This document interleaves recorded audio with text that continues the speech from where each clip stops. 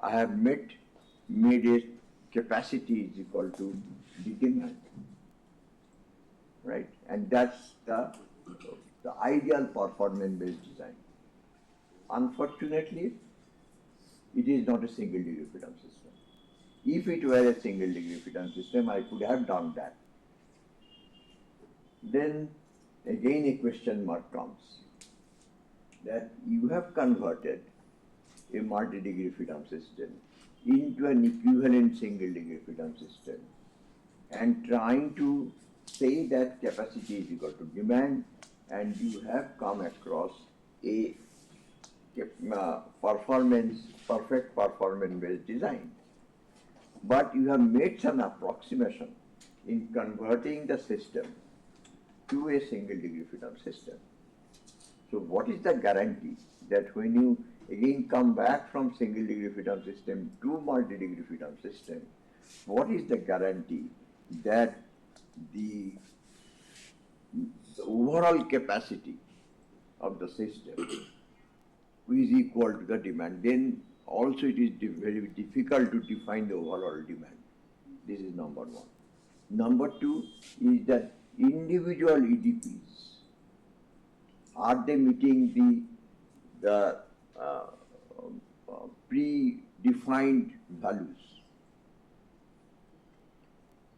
So answer is no. So then you can see that this exercise that we are doing in a roundabout way, one can say what is the fun in doing all these kinds of things? You are doing all these kinds of things, but actually are you achieving, are you gaining anything? The answer is that you are gaining to some extent. You are gaining in some extent because you will find the number of iterations that you will require are becoming less. This is number one. Number two, you are proceeding, you are doing a trial and error, definitely, but you are proceeding in a scientific way. And thirdly, it is found that many of the structure, unless it's a very complicated structure or not a regular structure, we find for many of the structure, the first mode shape of the structure basically is enough to consider into the analysis for the earthquake loading or the wind loading. And using that first mode shape only, I convert the entire multi-degree freedom system into a single degree freedom system. So therefore, the process that I have chosen to make capacity is equal to the demand, and for a single degree freedom system, that process is a very scientific one. Okay. So you can at best claim that, you cannot claim that by this procedure you can at one go, you can arrive at, or you can meet all the engineering demand parameters predetermined values. Okay. You have to go for an iteration. So that's a kind of prelude to the performance-based design. Now, when we are doing this, some few fundamental things come into picture. Number one, what do we mean by these engineering demand parameters and what are the assigned values for that? Okay. Now, engineering demand parameters and assigning certain value to that means that in a way we are trying to define the damage into the structure. Damage is a term which is a notional term, and we can damage in different ways. Okay. For example, damage does not mean that it will be the structure is cracked or the concrete is falling down. It's not that damage. Damage is defined notionally in the sense that I can say that the deflection should not exceed this. If it exceeds this, I'll say that the structure is damaged, although there may not be any crack. Okay.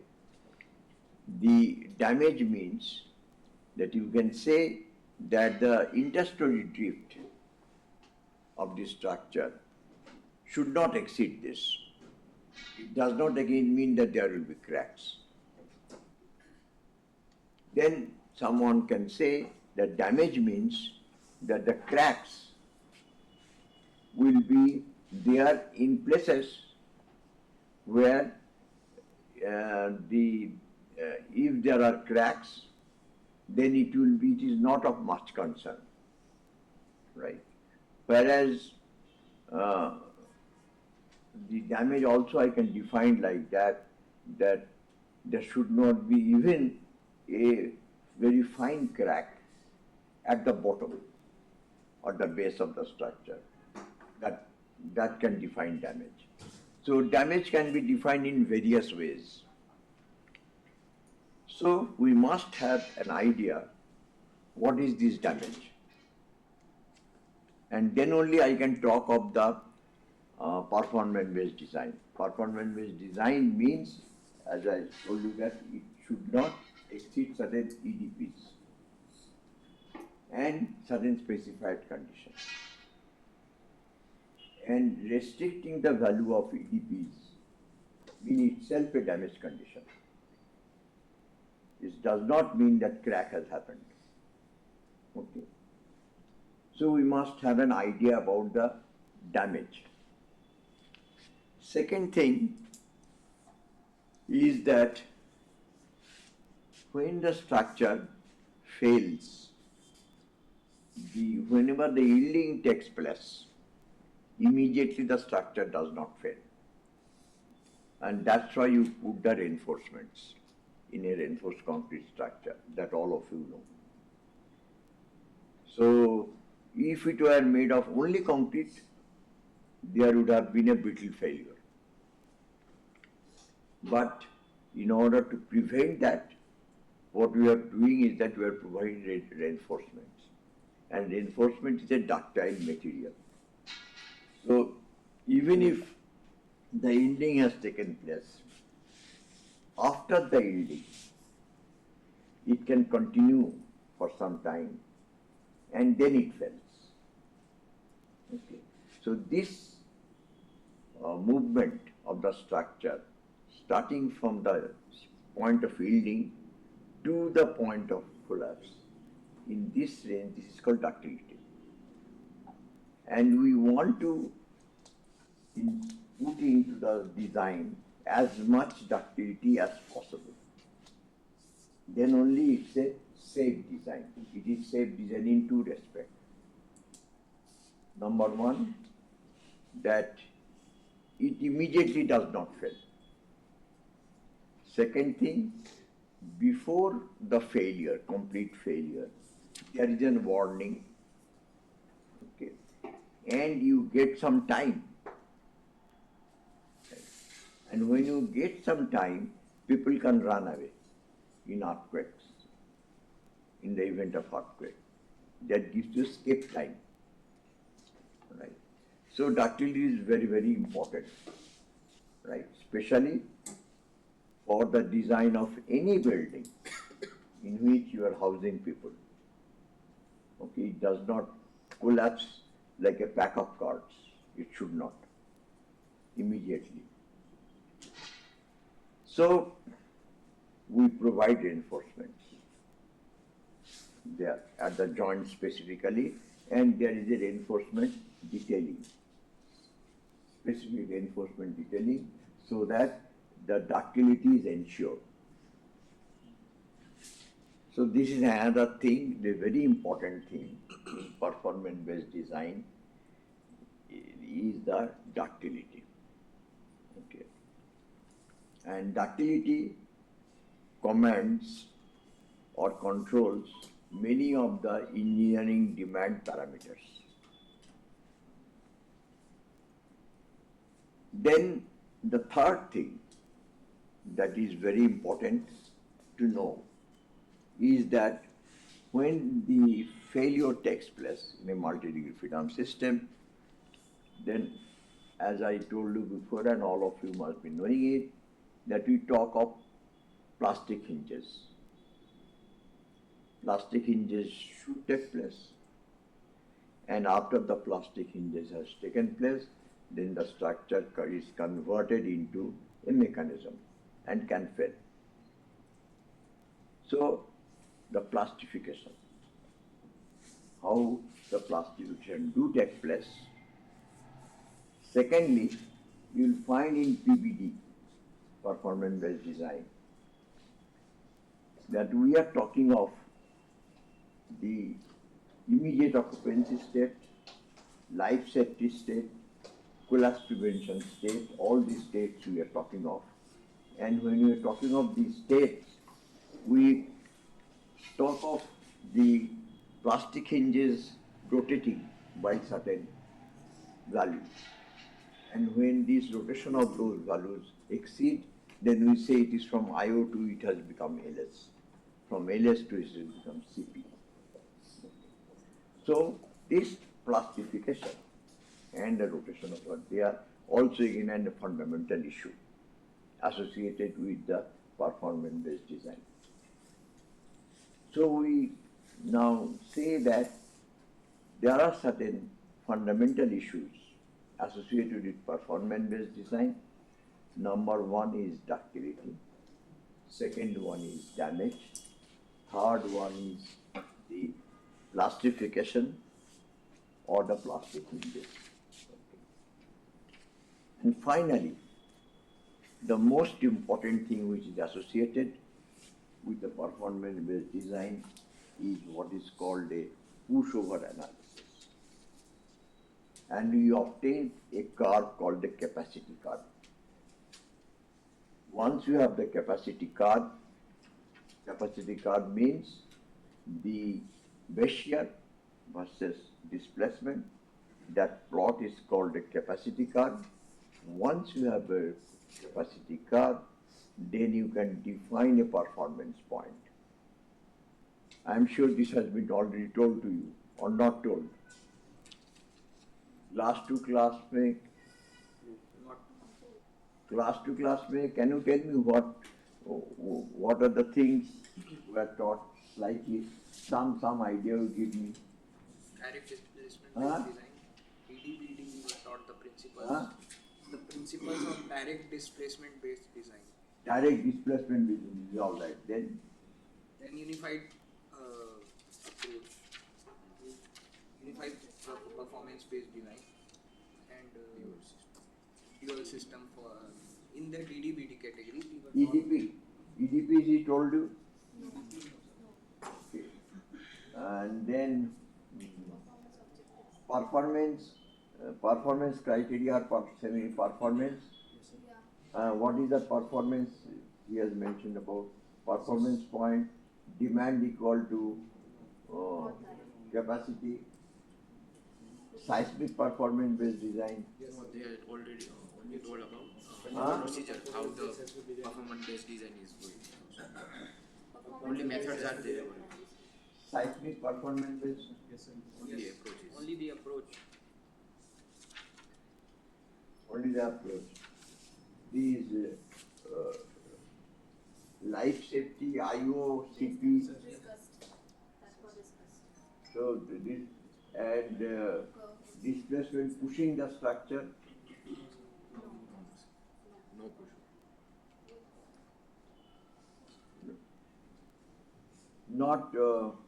Not high-speed performance-based design. Nothing of that you have heard about. Huh? No. He has not yet taken the seismic test. Huh? Ranjit has not taken. Seismic performance is not there. Okay. Okay, now let's not try to, the thing, whatever he has is definitely, he has given you a certain background of displacement based design and all that. I am now, you can see I am now trying to focus on the seismic performance based design. Okay. So this is the part that I am trying to take up because performance based design is a big subject as such.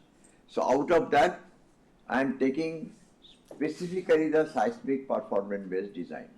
Okay.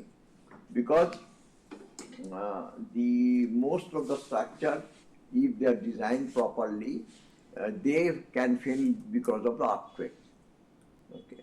And earthquake failure, the most important part, earthquake failure, let me tell you that the columns basically are subjected to lateral load, or the more stresses or bending moment comes into the column. Okay. But the thing is that we know it. Since we know it, the designers, what they do is they make the column stronger and beam weaker. Okay. So in a joint, you will find a huge moment is coming onto the column. But since the columns are strong, then what it does is that the beam being weaker, all of you know that if there is a beam and column right there, only beam and column, then beam moment and column moment should be the same at the end, isn't it? Now say if there is a one more column over here, 3 members, then it will get distributed. Now here, if the moment is more, if here moment is more, then when you are distributing in the beam, the moment also will be more. Okay. So as a result of that, because of the distribution effect, the column moment is transferred to the beam. Okay. And in place of column failing or hinges being formed in the column, the hinge is formed at the beam. So this philosophy is called strong beam, a strong column, weak beam theory. So strong column will be subjected to bending moments, high bending moments, but the more moment will be transformed to the beam because of the distribution effect. And the hinges will form in the beam. All right. So we don't want the column to have hinges. Then there is a danger that I'll show you what that danger is. So in seismic performance-based design, whatever I have said so far, they are all valid, and we are trying to shift the hinge forming in the column to the hinge forming in the beam. All right. And the plastification do take place. And that is how this takes place. That is the interesting thing to also understand in seismic PBST. Okay. The last thing that I was saying is the most important thing is that the pushover analysis. Okay. With the help of pushover analysis, we perform the seismic performance-based design. And we convert the multi-degree freedom system into an equivalent single-degree freedom system, and then try to match the capacity and demand of the system. Demand of a single degree freedom system is very easy to define. Demand for a single degree freedom system. But for a multi-degree freedom system, demand is very difficult. So our idea is to first convert the structure into equivalent single degree freedom system, and then make the demand is equal to capacity. Okay. And this is done with the help of a pushover analysis. So the four important things: ductility, damage definition, which is associated with the EDP, plastification, right? And lastly, the pushover analysis. So these are the four things that I'll be talking to you one by one, right? And case in point is seismic performance based design. ठीक है, तो पहले लिख लो seismic performance based design. नाम लिख लो. What I am teaching is seismic performance based design. 4 key elements 1 2 3 4 लिख लो. ठीक है, 6 घंटे का टाइम है आज. तो 6 घंटा में इसी सब will be discussing about them, how actually a pushover analysis is done. Okay, that also we'll try. We are trying for that. If you are successful, we will show you at the end for 5-10 minutes a video. Right. So we start our game. Where is the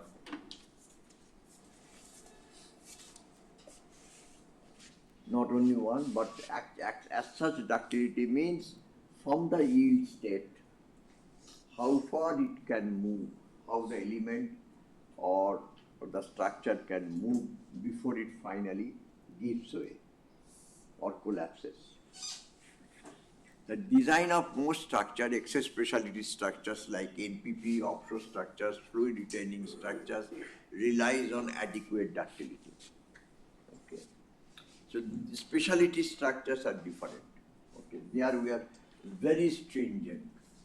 We don't take any chance, right? We don't say that you will be have to ductile and then it will fall. We say no, it will be so robust, so strong that the question of failure does not take place at all. Probability of failure is of the order of 0.00000001. That kind of thing. Different types of ductility exist in the literature. Let's see what are them. Materials ductility, showing materials plastic deformation, that all of you have seen. This test, it goes like this. Chalk bhi chahiye, ye bhi chahiye.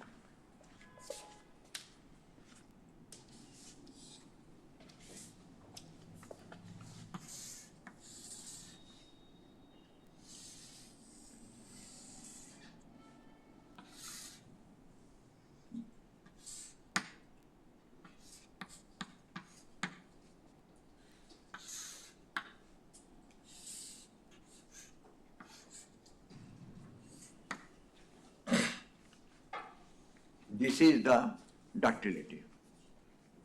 Okay. So it is yielded, and then after yielding, it is moving and then it is collapsing down. So most of the time, this particular thing is idealized like this.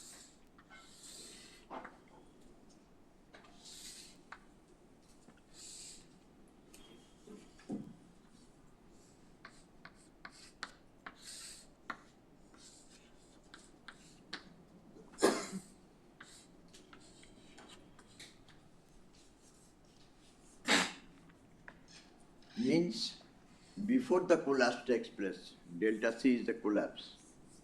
Before the collapse takes place, then this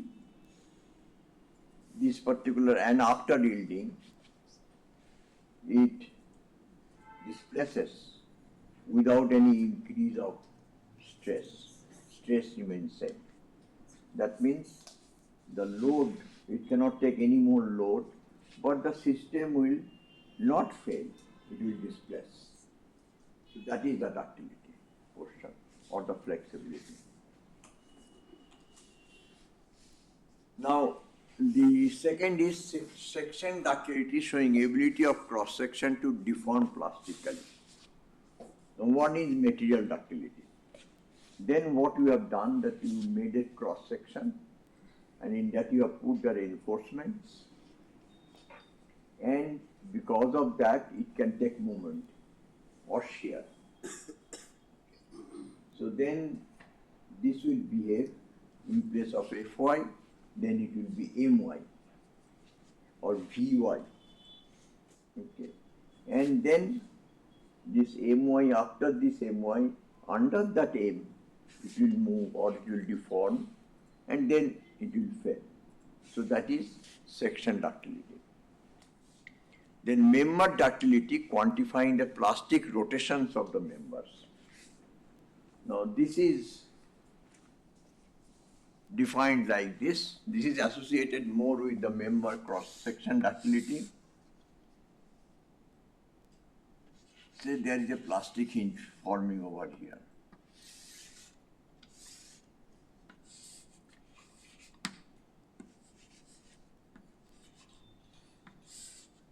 So this is a frame.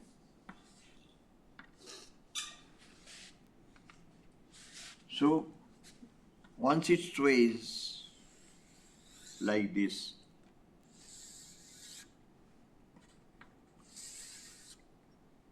these beams here, they rotate like this. So there is a rotation at the end of the beam. Now, this rotation, the member ductility means it can rotate up to certain extent, then it gives away, or then it fails. So the amount by which it can rotate, that is called the member ductility. Then displacement ductility, showing the global measure of inelastic performance of the member. Say the entire structure now I take into consideration, and we find that because of this member ductility, because of the section ductility, the entire structure is moving. And then after a certain displacement, it falls down. Now when it falls down, then we call that the displacement ductility. That means starting from the LD, it has displaced this much and then failed. So in various ways, you can define ductility. But important thing is that in general we divide the ductility into two categories. One is the local ductility, other is the global ductility. Global ductility is the entire structure or displacement of the structure after a certain time it falls down. So that is global. Similarly, global ductility is the interstory drift, global. But the moment you say that the member end rotating by a certain amount and then failing, then it is a local ductility. Okay. So there is a local ductility for individual members, and all these local ductilities in a cumulative way is exhibited in the form of a global ductility. Okay. Ductility factor may not reflect the actual deformations experienced by structure because of cyclic stiffness, strength degradation, and residual deformation. Now this is again something about which you must have an idea, but not the actual computation and other kinds of things. This is more from a common sense kind of thing. What happens that, say there is an earthquake and there is plastification at the end of the beam. Then what will happen? In the earthquake, it moves to and fro. It goes this way and this way. When it is moving like that, then there we call it loading and unloading. That means it is going like this, then coming back. So all of you know that if a material has plastified and if it has gone like this, when it is unloaded, it does not come by the same path. In a different path it comes. As a result of that, there is the hysteresis loop.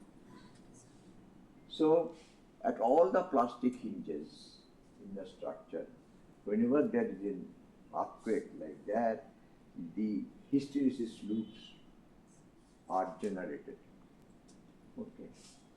So, hysteresis loop, whenever there is generated, there is an energy absorption. Energy absorption is equal to the area of the loop. So you can see that the some amount of energy is absorbed because of the hysteresis effect. Okay. Then there is a residual displacement. That means earthquake is over. Then the structure will not remain as before. It will remain slightly in a tilted fashion. So there is a residual displacement. So in order to keep the system in residual displacement, some energy has to be there or locked there. And the stiffness also goes on varying, right, as plastification takes place. And stiffness changes.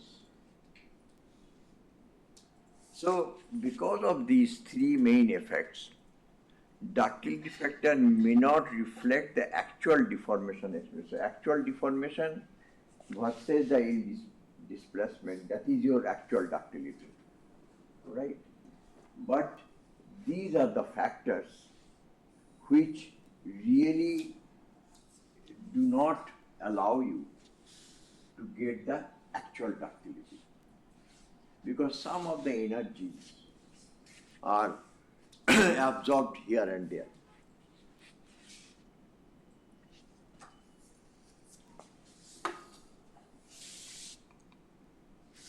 Now, definition of ductility is now very obvious, as I told you, that for any quantity you say, the maximum displacement versus the yield displacement. That is what I was saying. This is the yield and this is the maximum. The ratio between the two is the ductility.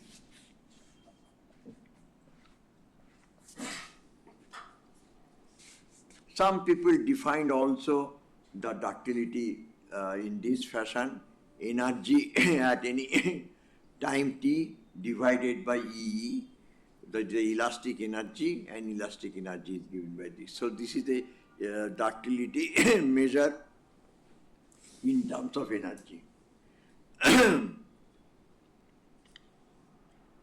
Then high available ductility is essential to ensure plastic redistribution actions among components and large absorption of seismic energy.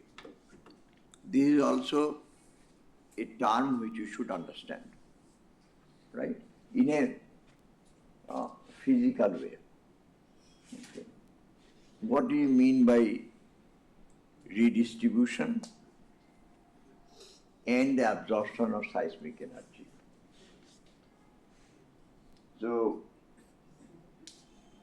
let's a frame is subjected to earthquake. Okay. After some time, there are plastic hinges formed at few of the beam ends, not all, at few of the beam ends. And on further excitation, other beam ends should be plastified. Okay. Then we say a word redistribution. That means the moment, say, 4 plastic hinges are formed and some other joints are there where the plastic hinges have not formed, then what will happen? So what will happen is that, say this shoulder is broken. Then if I am taking some load on my back, then this shoulder will not be able to take load. It will throw the load on my right shoulder. Isn't it? Same thing happens in the frame. The end which is plastified, that cannot take any more moment than MP. Okay. So it throws the moment to the adjacent sections. So this is called redistribution taking place. Okay.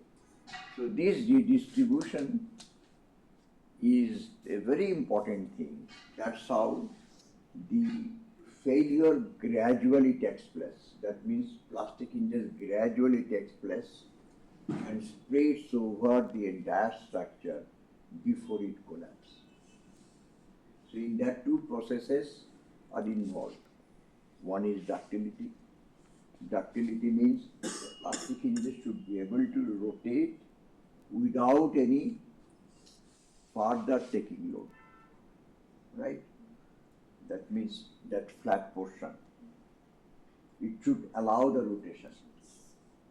So that is what is known as the ductility.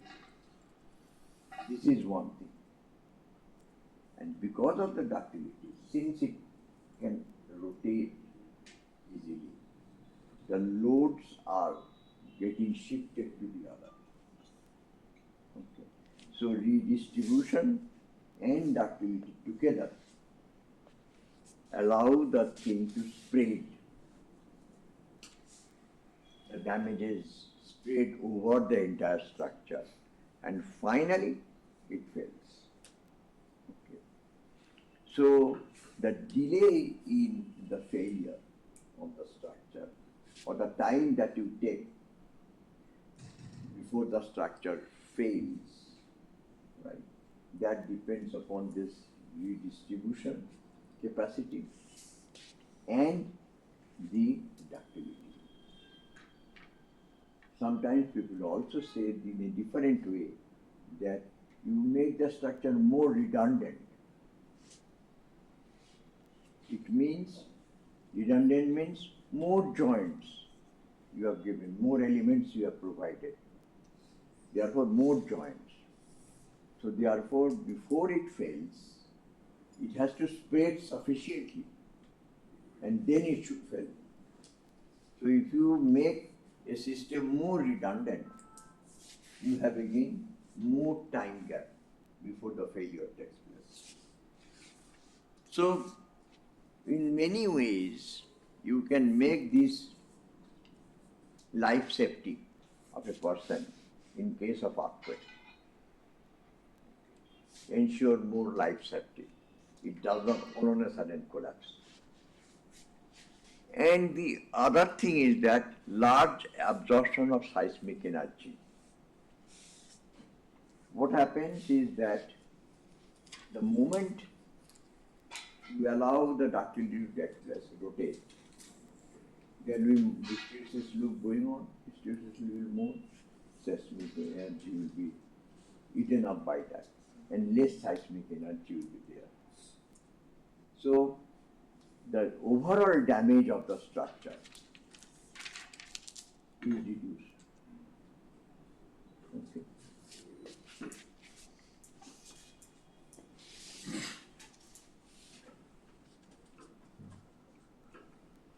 Several factors may lead to reduction of available ductility. However, although we are talking of ductility, these are some of the causes.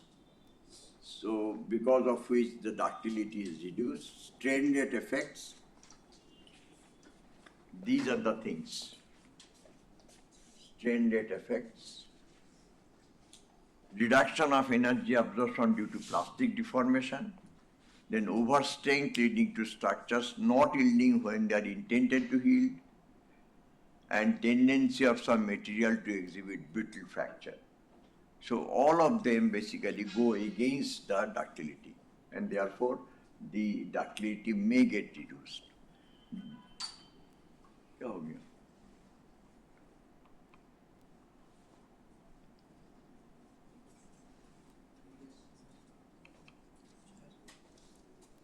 Ductility depends upon a number of factors. As a consequence, it is difficult to access exact ductility in practical situation. We have discussed it. The estimated ductility at best can be assessed and used in the design. So at best we can estimate a ductility. हाँ? हाँ? लग गया ठहरो. हाँ. एक minute. कितना इसमें बताऊंगा मैं देख लेता हूँ.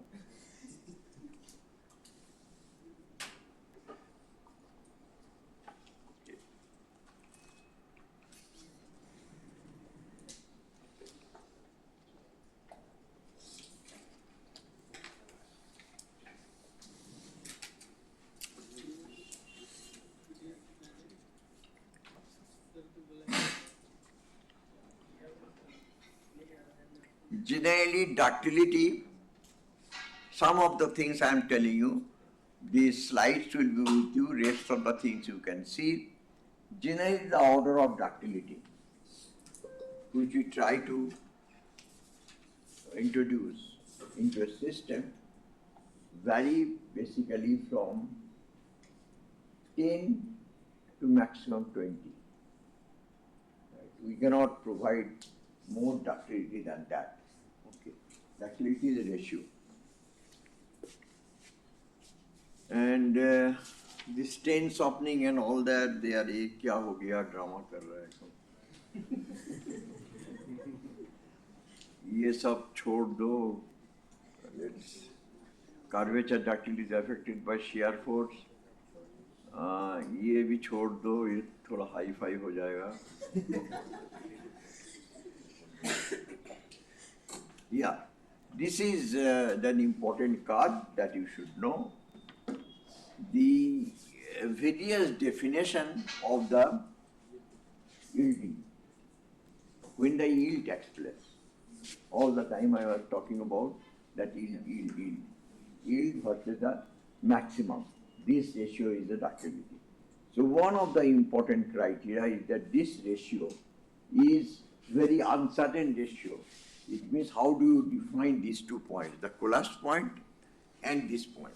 So when you see that the yield point you are defining,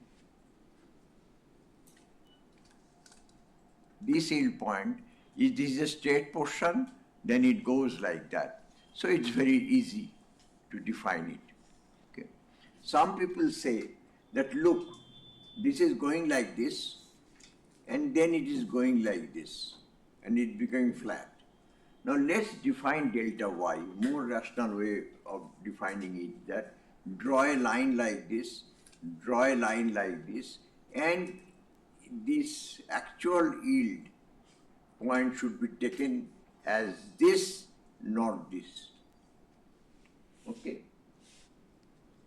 So then you can see that delta y is defined differently, okay, than this. Then some people say that this equal areas, that means this portion and this portion will have equal area, and this point you find out, and this is your delta y. And some people go one step ahead, they say this is delta y. So you can see the definition of delta y varies. And if definition of delta y varies, then ductility factor will also vary. Now next come to the collapse point. This is about the yield point. Here. So some people say that this is the, that means this drooping, when it is drooping, this is the failure point. Some people say that whenever it reaches maximum, after that it is going down, so this is the failure point. Some people say that this is the failure point, not this, not this. So some measure over there. So this is failure point. Some people may say that this is the failure point. So you can see that the definition of failure point also varies. So if both of them, delta y and delta u, they are, defined differently, then of course your ductility factor will also vary. So there is no unique definition of your ductility factor. It depends upon how do you do that. But in usual practice, mostly what we do, we take this as the ending point. The moment it deviates from the straight line, we say this is your delta y. And when the car droops down, we say that this is your maximum displacement. Okay. Based on that, we calculate.